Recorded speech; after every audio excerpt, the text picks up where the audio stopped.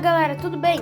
Hoje a gente vai fazer um avião com uma folha 4 que ele dá muitos loopings. Quando você joga ele pra frente, ele vai pra cima, né? Algumas vezes ele faz isso. Mas antes a gente vai ler o versículo do dia. O versículo do dia é João, capítulo 1, versículo 1. No princípio era o Verbo, e o Verbo estava com Deus, e o Verbo era Deus. Amém?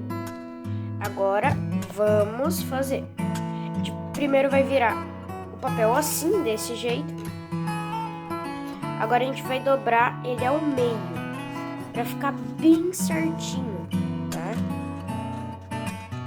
E se não ficar certinho, não vai ficar bom o avião, tá?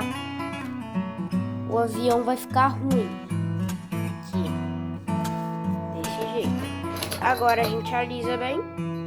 Não é preciso de uma régua, mas eu prefiro colocar uma régua. Agora a gente passa do outro lado.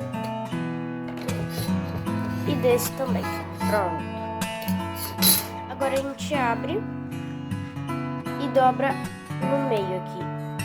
Sempre, nunca alisem antes, porque senão pode estar errada a dobradura ali.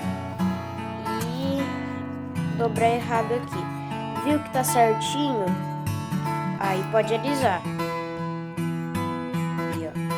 Esse tá certinho e alisa bem. Desse jeito. Agora pego alguma coisa para alisar e alisa. Do outro lado. Pronto. Agora a gente vai virar assim o avião. Na verdade não. A gente vai virar aqui. Desse jeito. É meio difícil de dobrar aqui, tá? Do outro lado a mesma coisa.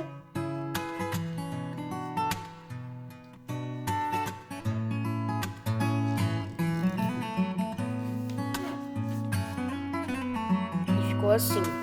Agora a gente fecha o avião desse jeito. Não, calma aí. Desse jeito aqui.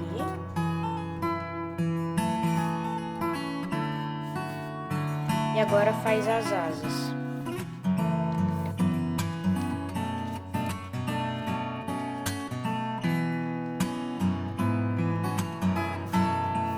Lembra daquelas dobras que a gente fez antes? A gente agora vai abrir elas. Então, calma aí, deixa ela assim. Se quiserem, passem um durex ou alguma coisa assim, tá? E esse é o avião de hoje. E não esquecendo, fechem as pontas. E não esquece de deixar o like e se inscrever no canal. Tchau, valeu, fui!